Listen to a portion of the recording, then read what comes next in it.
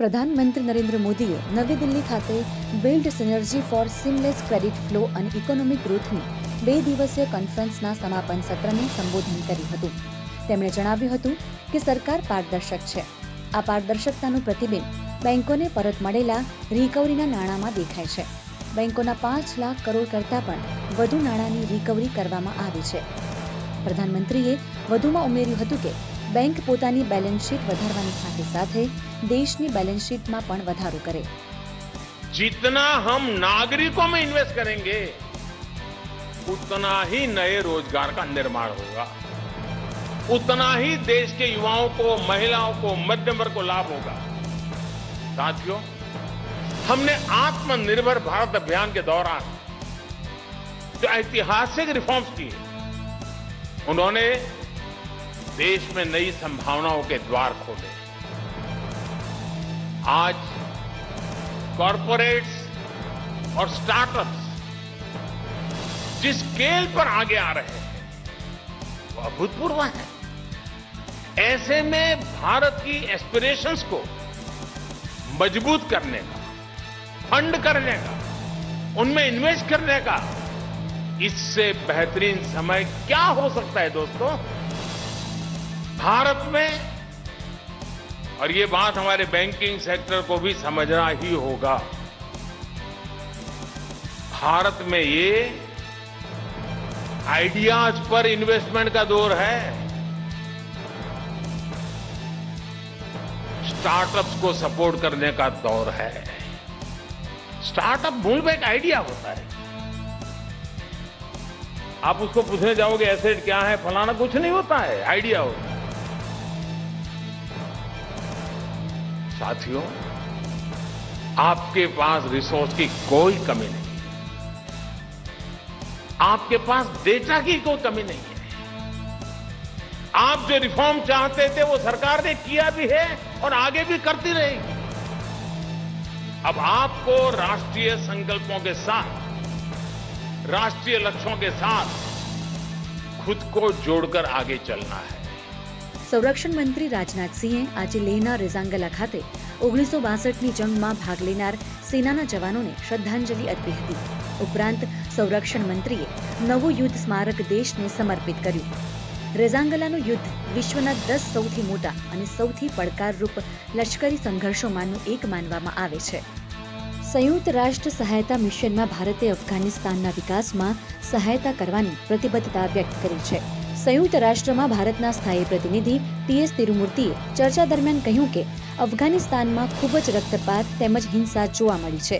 તેમણે કહ્યું કે ભારત તાત્કાલિક માનવીય સહાયતા આપવા માટે તૈયાર છે. The ISA has wide resources and the expertise to make a significant contribution to all such meetings, dialogues and decisions by helping to shape the global policy dialogue. The Framework Agreement of International Solar Alliance explicitly designates the United Nations, including its organs, as strategic partners of the ISA. Observer status will greatly enhance the alliance's ability to achieve its goals. ISA will be able to follow closely the deliberations in the General Assembly, cooperate with the United Nations organs, agencies and programs in implementation of its programs and activities, and benefit from the United Nations network of field offices, its experience in program cooperation with governments, and its wide resources in the development process. દેશમાં corona સંક્રમણ દિવસે ને દિવસે ઘટી રહ્યું છે. આરોગ્ય મંત્રાલયના આંકડા મુજબ ગત 24 કલાકમાં નવા 11,919 કેસ નોંધાયા છે, જ્યારે 11,242 દર્દી સાજા થયા છે. ઉલ્લેખનીય છે કે ગઈકાલની સરખામણીએ કોરોનાના કેસમાં સરેરાશ 15% જેટલો વધારો નોંધાયો છે. કેરળમાં સંકટ હજી પણ ઘેરાયેલું છે, કારણ કે સમગ્ર દેશમાં નોંધાયેલા કોરોનાના કેસ પૈકી સૌથી વધુ 6,849 કેસ માત્ર કેરળ રાજ્યમાં નોંધાયા છે. હાલ દેશમાં 1,28,762 એક્ટિવ કેસ છે, તો સાજા થવાનો દર પણ માર્ચ 2020 કરતાં સૌથી ઊંચો એટલે કે 98.28%એ પહોંચ્યો છે.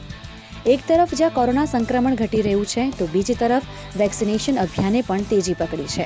દેશમાં કોરોના વેક્સિનેશનનો આંકડો 115 કરોડને પાર પહોંચી ગયો છે. રાજ્યમાં કોરોનાના કેસમાં ફરી વધારો નોંધાયો છે. બુધવારે કોરોનાના નવા 54 કેસ નોંધાયા છે. અમદાવાદમાં સૌથી વધુ 28 કેસ, જ્યારે સુરતમાં 7, વડોદરા 7, જ્યારે રાજકોટમાં 3, કચ્છ અને વલસાડમાં 2 તથા ભરૂચ, જામનગર, જૂનાગઢ, નવસારી અને તાપીમાં 1 કેસ નોંધાયા છે, જ્યારે 16 દર્દીઓ સાજા થયા છે. સાથે રાજ્યમાં કોરોનાથી સાજા થવાનો દર 98.74% થયો છે. અત્યાર સુધીમાં 8,16,687 દર્દીઓએ કોરોનાને મહાત આપી છે. રાજ્યમાં ગઈકાલે સાંજે 4 વાગ્યા સુધીમાં 4,25,721 વેક્સિનના ડોઝ અપાયા હતા, જ્યારે કુલ 7,57,33,872 વેક્સિનના ડોઝ અપાઈ ચૂક્યા છે. કોવિડના લક્ષણો ધરાવતા શંકાસ્પદ વ્યક્તિઓના સેમ્પલ લેવાની કામગીરી પણ હાથ ધરવામાં આવી છે. આઝાદી કા અમૃત મહોત્સવ અંતર્ગત રાજ્યમાં 3 દિવસીય આત્મનિર્ભર ગ્રામ યાત્રાનું આયોજન કરવામાં આવ્યું છે, જેનો પ્રારંભ મુખ્યમંત્રી ભૂપેન્દ્ર પટેલે ખેડા જિલ્લાના મહેમદાવાદથી કરાવ્યો હતો.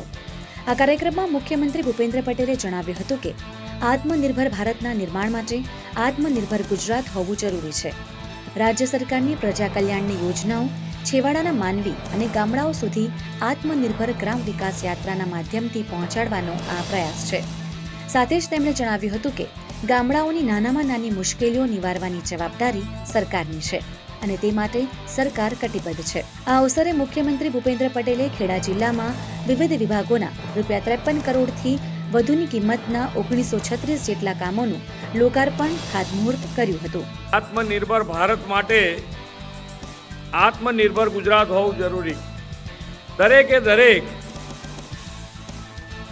ગામ જ્યારે આત્મનિર્ભર બનશે ત્યારે આત્મનિર્ભર ગુજરાત બનશે અને દરેક રાજ્ય જ્યારે આત્મનિર્ભર બનશે ત્યારે એક દેશ આત્મનિર્ભર બનતો.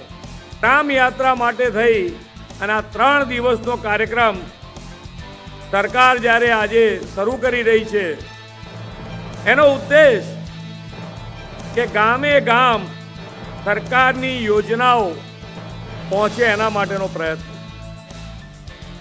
અને ગામડું કઈ રીતે બેઠું થાય, જેટલી સુવિધા શહેરમાં છે, નગરપાલિકા વિસ્તારમાં છે, એ બધી સુવિધાઓ ગ્રામજનોને મળી રહે એના માટેનો પ્રયત્ન કરી. આઝાદી કા અમૃત મહોત્સવ અંતર્ગત આજથી 3 દિવસ માટે આત્મનિર્ભર ગ્રામ્ય યાત્રાનું આયોજન કરવામાં આવ્યું છે, જેના ભાગરૂપે ગાંધીનગર જિલ્લામાં આત્મનિર્ભર ગ્રામ યાત્રા રથને મંત્રી ડોક્ટર કુબેર ડિંડોરે પ્રસ્થાન કરાવ્યું હતું. કાર્યક્રમ અંતર્ગત ગ્રામ વિકાસ એજન્સી દ્વારા લાભાર્થીઓને ગ્રામ્ય આવાસની ફાળવણી અને રોજગાર યોજના અંતર્ગત પરિપત્ર આપીને પ્રોત્સાહિત કરવામાં આવ્યા હતા. કાર્યક્રમમાં જિલ્લાના ધારાસભ્યો, કલેક્ટર સહિતના મહાનુભાવો ઉપસ્થિત રહ્યા હતા. આત્મનિર્ભર ગ્રામ યાત્રા ગુજરાતમાં શરૂ થઈ રહી છે. આપણા સૌરાષ્ટ્ર અને 33 જિલ્લાઓ અને 12 જેટલા વિભાગોને આપણે જોડીને 10,000 ગામડાઓમાં જે મિત્રો આજથી 18 તારીખથી 21 તારીખ સુધી રથના માધ્યમથી લોકહિતના જલ કલ્યાણના લાખો કરોડો કામો મિત્રો લોકાર્પણ અને ખાતમુહૂર્ત થવાનું છે. પૂરા ગુજરાતમાં 2,002 કરોડ જેટલા કામોનું લોકાર્પણ ને ખાતમુહૂર્ત મિત્રો આ 3 દિવસમાં થનાર છે. ખેડાથી મુખ્યમંત્રી ભૂપેન્દ્ર પટેલે સમગ્ર ગુજરાતમાં આત્મનિર્ભર ગ્રામ યાત્રાનો પ્રારંભ કરાવ્યો હતો. રાજપીપળાના ટાઉન હોલ ખાતેથી વિધાનસભાના દંડક રમેશ કટારાના હસ્તે નર્મદા જિલ્લાના ગામે ગામ ફરનાર રથને લીલી ઝંડી આપી પ્રારંભ કરાવવામાં આવ્યો હતો. રાજપીપળા ટાઉન હોલ ખાતે દંડક રમેશ કટારાના હસ્તે પ્રતિકાત્મક રૂપે મુખ્યમંત્રી આવાસની ચાવી આપવામાં આવી હતી અને 34,90,000ની સહાય વિતરણ પણ કરવામાં આવ્યું હતું. જિલ્લાની સહકારી મંડળીઓને 56,400ની સહાયના ચેક વિતરણ અને જિલ્લામાં થયેલા વિકાસ કામોનું લોકાર્પણ પણ કરવામાં આવ્યું હતું. નર્મદા જિલ્લાના અલગ અલગ ગામોમાં આ આત્મનિર્ભર ગ્રામ યાત્રાનો રથ ફરશે અને ગામોમાં લોકોને રાજ્ય સરકારની યોજના વિશે માહિતી આપશે અને જે ગામમાં આ રથ જશે તે ગામોના લોકોને સરકારી સહાયનો લાભ પણ આપવામાં આવશે. રાજપીપળા ખાતેથી આખા જિલ્લાની અંદર જે ગામડે ગામડે ફરી અને 3 દિવસના કાર્યક્રમમાં સફળતા બનાવવા માટે મારા સંગઠનના કાર્યકર્તા, પદાધિકારી અને સરકારી તંત્રને નમ્ર અરજ કરી કે જે લોકાર્પણ, ખાતમુહૂર્ત અને જે સરકારની યોજનાના મુજબ જે 3 દિવસમાં પરિપૂર્ણ જે કાર્યક્રમ સફળતાપૂર્વક રહે એવી સાથે શુભેચ્છા. અને જે તે વિસ્તારની અંદર જે કાર્યક્રમો હશે તે રથયાત્રા જશે અને ત્યાં પણ જે આપવામાં આવશે લાભાર્થીને, જે ગામ સુધી જે આ રથ યાત્રાનો સૌ લાભાર્થી મિત્રોને ગામની અંદર લાભ મળે એવી આ સરકારની અમારી નેમ છે. સુરેન્દ્રનગર જિલ્લામાં ગ્રામયાત્રા રથનું પ્રસ્થાન રાજ્યમંત્રી દેવાભાઈ માલમે કરાવ્યું હતું. આ ગ્રામયાત્રાના 3 રથો વિવિધ તાલુકાઓમાં ફરીને કેન્દ્ર અને રાજ્ય સરકારની વિવિધ યોજનાઓની જાણકારી અંતરિયાળ ગામોમાં પ્રજાજનોને આપશે. મુખ્યમંત્રી ભૂપેન્દ્ર પટેલ દ્વારા રાજ્યમાં આઝાદીના અમૃત મહોત્સવ અંતર્ગત 3 દિવસ સુધી આત્મનિર્ભર ગ્રામ યાત્રાનું આયોજન કરવામાં આવ્યું છે. સુરેન્દ્રનગર જિલ્લાના આ કાર્યક્રમમાં મહાનુભાવોના હસ્તે દીપ પ્રાગટ્ય કરીને આ કાર્યક્રમનો શુભારંભ કરવામાં આવ્યો હતો. તેમજ જિલ્લા ગ્રામ વિકાસ એજન્સી અંતર્ગત સરકારની વિવિધ યોજનાઓના લાભાર્થીઓને પરિપત્ર આપીને પ્રોત્સાહિત કરવામાં આવ્યા હતા. આ કાર્યક્રમમાં જિલ્લા કલેક્ટર, સંબંધિત વિભાગના અધિકારીઓ તેમજ પદાધિકારીઓ હાજર રહ્યા હતા. અરબી સમુદ્રમાં લો પ્રેશર સર્જાતા કમોસમી વરસાદ વરસવાની સંભાવના બની છે.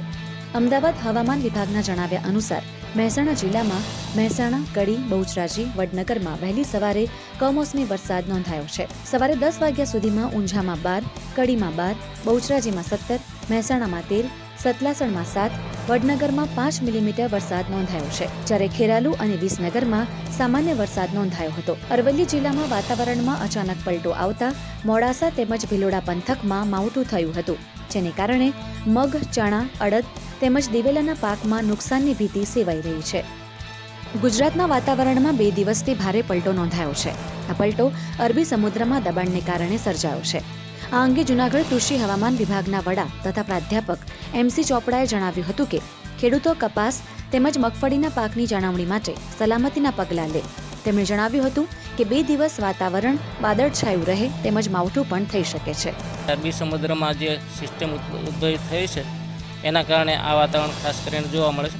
18 અને 19 નવેમ્બર દરમિયાન ખાસ કરીને સૌરાષ્ટ્રના ઘણા ખરા જિલ્લાઓમાં છૂટાછવાયા વિસ્તારમાં હળવાથી ભારે વરસાદની સંભાવના રહેલી છે અને આ સમયગાળા દરમિયાન ખાસ કરીને વાદળછાયું વાતાવરણ પણ રહેવાની સંભાવના છે. ઘણા વિસ્તારમાં હજી મગફળીની કાપણી થઈ છે અથવા તો પ્રોસેસમાં છે, તો એવા વિસ્તારમાં ખાસ કરીને આ કમોસમી વરસાદથી નુકસાન ન થાય એ માટે ખાસ કરીને એના તકેદારીના પગલાં રૂપે જે કંઈ હાર્વેસ્ટેડ ક્રોપ હોય, જે કાપણી કરેલ પાક હોય એને ઢાંકવાની વ્યવસ્થા ખાસ કરીને કરવી જોઈએ. જૈવિક કૃષિને પ્રોત્સાહન આપવા રાજ્ય સરકાર દ્વારા સત્તાવાર રીતે ડાંગની પ્રાકૃતિક ખેતી આધારિત જિલ્લા તરીકે આવતીકાલે શુક્રવારે જાહેર કરવામાં આવશે. ડાંગ જિલ્લો દેશનો પ્રથમ પ્રાકૃતિક જિલ્લો બનનાર હોવાથી ખેડૂતોમાં ખુશીનો માહોલ છે. અંતે ઉલ્લેખનીય છે કે ડાંગ જિલ્લાના કુલ વિસ્તારમાં 77% વન વિસ્તાર છે. જિલ્લામાં 26 જાતિના વૃક્ષ, 2205 પ્રકારના ફૂલ, 410 જાતની વનસ્પતિ છે. છેલ્લા 2 વર્ષથી ડાંગ જિલ્લાને પ્રાકૃતિક ખેતી તરફ વાળવાનો પ્રયાસ કરવામાં આવ્યો હતો. ખેડૂતોનું એક સેમિનાર રાખ્યું છે, તો તમામ ખેડૂતો આગેવાનો બધા જ અહીંયા ભાગ લેશે અને પ્રાકૃતિક ડાંગ જિલ્લા વિશે અને યોજના વિશે માર્ગદર્શન આપવામાં આવશે. આ સ્કીમ અંતર્ગત આપણે જિલ્લાને સંપૂર્ણપણે રસાયણિક ખેતી મુક્ત જિલ્લો જાહેર કરી રહ્યા છીએ. એમાં કોઈ પણ જાતની રાસાયણિક ખાતર ઉપયોગ ન કરવામાં આવે અને ફક્ત પ્રાકૃતિક રીતે જ ખેતી કરવામાં આવે એ રીતે ખેડૂતોને આપણે પ્રોત્સાહિત કરવા માટેની સ્કીમ છે. એ અન્વયે આપણે એના નુકસાન ન જાય એટલા માટે એમને હેક્ટર દીઠ 10,000 રૂપિયાની એની સહાય પણ આપણે આપવામાં આવનાર છે. આજે 18 નવેમ્બરે વિશ્વ ફિલોસોફી ડે ઉજવવામાં આવી રહ્યો છે. દર વર્ષે નવેમ્બરના 3જા ગુરુવારને વિશ્વ ફિલોસોફી ડે તરીકે ઉજવવામાં આવે છે. વિશ્વ ફિલોસોફી ડેનો ઉદ્દેશ્ય લોકોની ગરિમા અને વિવિધતાને માન આપતી સ્વસ્થ દાર્શનિક ચર્ચાની આંતરરાષ્ટ્રીય સંસ્કૃતિને પ્રોત્સાહન આપવાનો છે. 21 નવેમ્બર 2002ના રોજ ફિલસૂફીના કાયમી મૂલ્યને પ્રસિદ્ધ કરવા માટે યુનેસ્કો દ્વારા પ્રથમ વખત વિશ્વ તત્વજ્ઞાન દિવસની ઉજવણી કરવામાં આવી હતી. જેના પગલે 2005માં યુનેસ્કો જનરલ કોન્ફરન્સે આ પ્રસંગની વાર્ષિક ઉજવણી જાહેર કરી હતી. વિશ્વ તત્વજ્ઞાન દિવસની આ વર્ષની થીમ આપણા સમકાલીન સમાજોમાં ફિલસૂફીના યોગદાન અને કોવિડ-19 રોગચાળાને પગલે તેઓ જે પડકારોનો સામનો કરી રહ્યા છે તેને વધુ સારી રીતે સમજવાના ઉદ્દેશ્ય સાથે તેમના સામાજિક, સાંસ્કૃતિક, ભૌગોલિક અને રાજકીય વાતાવરણ સાથે મનુષ્યની વિવિધ ક્રિયા પ્રતિક્રિયાઓનો છે.